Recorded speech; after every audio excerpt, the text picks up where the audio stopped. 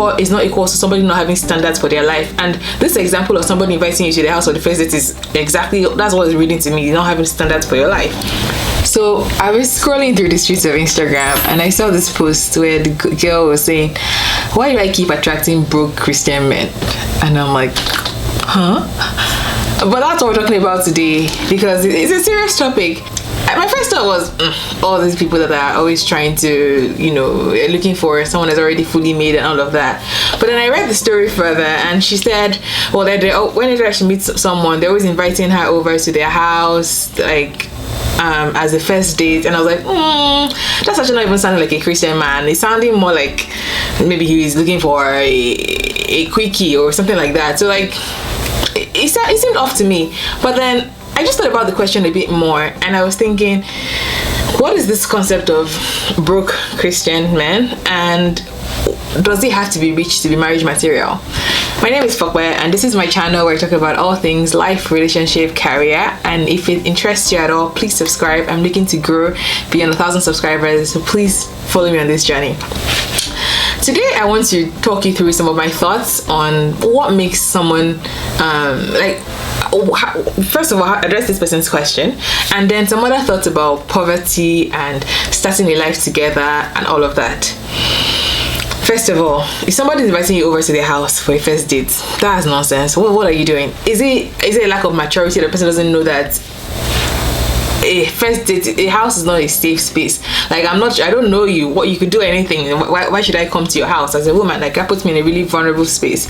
I'm disappointed that the man is thinking like that, and it would make me think maybe this guy doesn't even know anything. Maybe nobody has advised him. Maybe he doesn't have any friends, any mentors. He has not heard anything about how dating should work, how godly, respectful dating should work. That's my first thought. And then the second thought is, she says always attracting. I don't know if she's like catastrophically thinking now and saying like always, even though it's just been once in a while. But if this is a pattern, where are you that these are the people that you're attracting? How do you carry yourself that these are the people that you're attracting? What are your friends doing about this situation? Like, are you in an environment where this is just the crowd there? Do you need to move? Is what I'm thinking. Let's think about that first of all. If it's utter just low quality people that are not thinking about the future, people that are not, I don't want to call people low quality, let's take that back. Maybe it's just a overall lack of great people around you, basically. Maybe let's start there. But when it comes to this concept of being broke when a relationship is starting out, you're not the first one. A lot of us, if you start out young, you don't really have that much.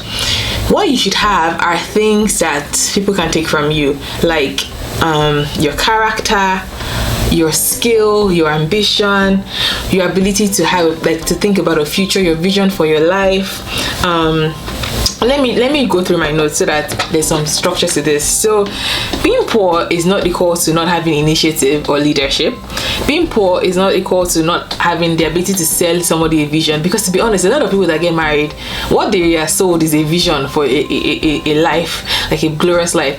And there's this fine balance where you shouldn't marry just potential. You should also see some attributes of, you shouldn't marry just potential. You should also see some things that show that this person is working towards it.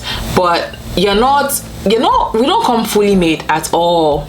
So being poor is not equal to not being able to sell a vision that inspires somebody to want to go with them, because that's honestly what this marriage thing is. There's a clip by Pastor Emmanuel Aaron called Paro 101, a Christian guide to dating. I totally recommend it for guys and women and men alike, because he goes through all these things about, it's like there's a lot to think about. You're presenting yourself and saying, hey, let's go on this journey of life together. So there's some things to think about on how to carry yourself, what to say, what not to say. It's not just a matter of God said you're my wife. Like, no, it's a matter of, this is who I am, this is what God has revealed to me about my future, and this is why I think I'm somebody that you should partner with on this life journey. You're basically selling this person your life and saying marry me or not. So if they're not presenting themselves properly, it's not poverty, it's a poverty of the mind that is going on right now. It's not just money issue. So for men and women alike, there has to be something you're working with, you know. But it's not really just money. A lot of people start out really poor money wise because we just don't have that much. We've not had that much time to live on earth to really be rich.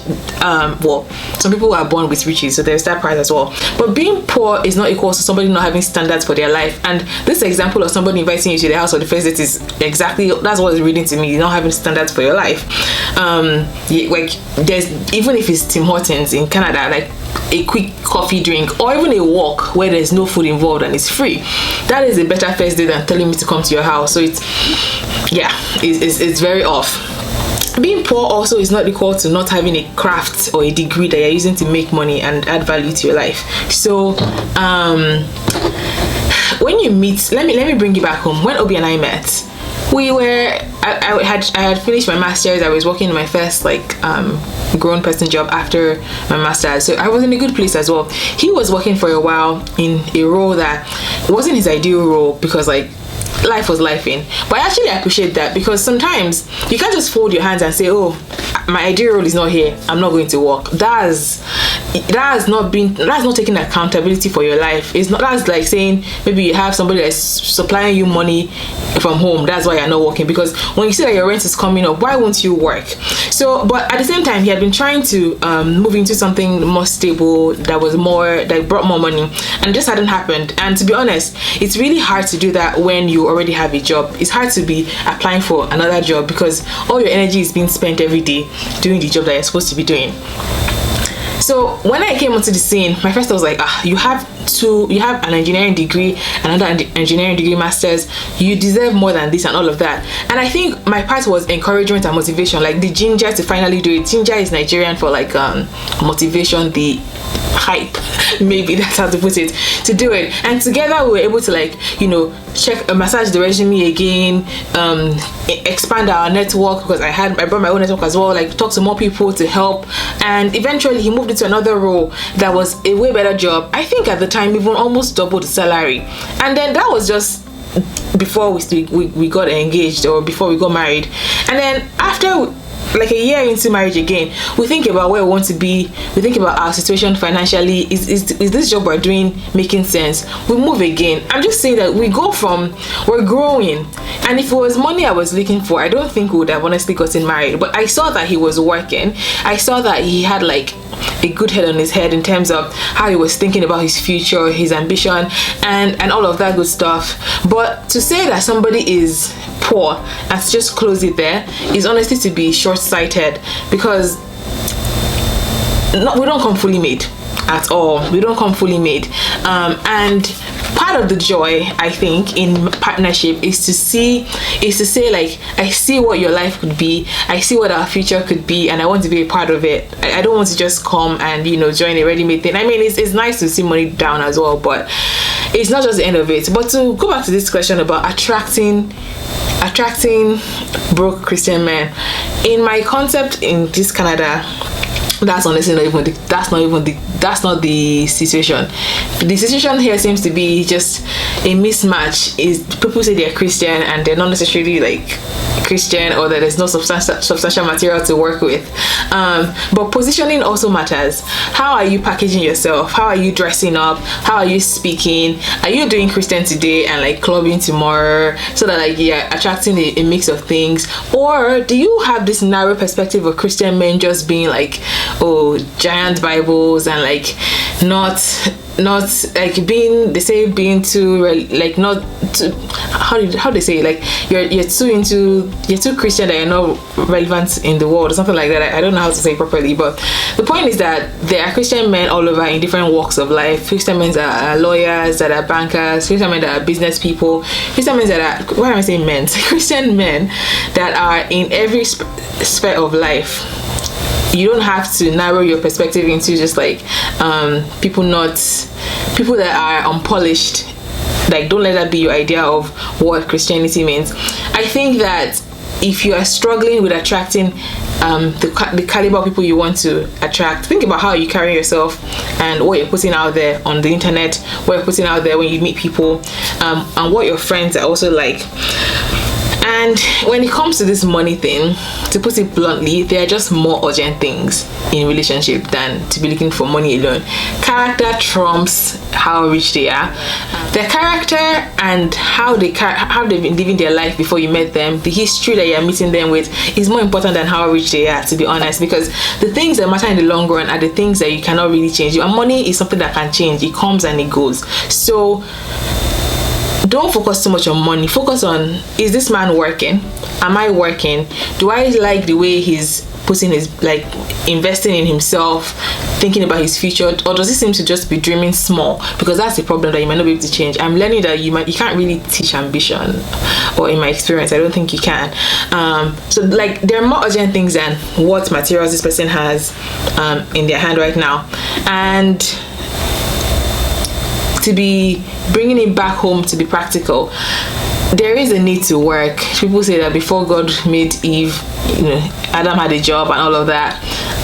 So yes, have a job that you're working with, but an empty life is worse than a broke life. A life devoid of purpose, devoid of vision, is more urgent, is more damaging than a life devoid of money.